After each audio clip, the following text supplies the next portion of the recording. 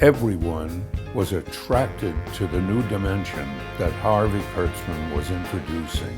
He was breaking all the rules. Characters were jumping out of the panels and into each other's panels. His concepts were to us at the time, revolutionary because he was breaking the third or the fourth wall, whatever you would call it. When Mad came out, there was a crazy thing going on in the United States about comics corrupting children's minds. But he said in France, it was totally adopted as let's all do crazy cartoons.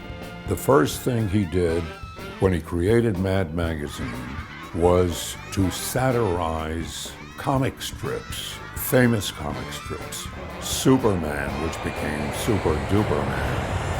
A lot of it was making fun of the other comics. Super Duper Man was a transgressive thing to do. Nobody, it seemed to me, had ever done that. With Mad, he had a battery of fantastic artists, Wally Wood and Jack Davis and Will Elder, all working together to make things better and better and more detailed.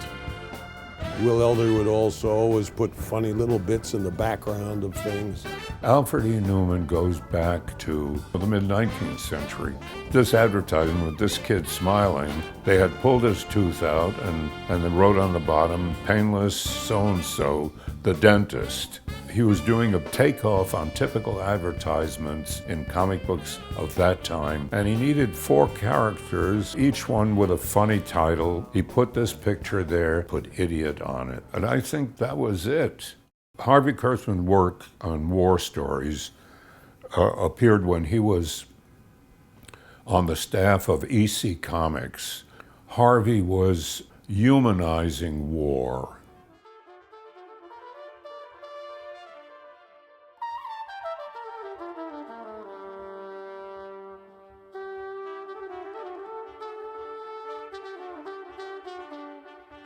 And showing the consequences of people shooting at each other and throwing bombs around. He was going in the opposite direction of the John Wayne movies. No, Harvey was showing it the way it really is. I remember visiting him at his home and him showing me Annie Fanny cartoon he was working on with Will Elder and possibly even other people. It had possibly a dozen layers. He would lay these out in storyboard form, and Willie would then take these storyboards and transfer the ideas to illustration board. Harvey didn't even try to draw little Annie Fanny. He just indicated, where this girl character would be, and then Willie made the full drawing of little Annie Fanny.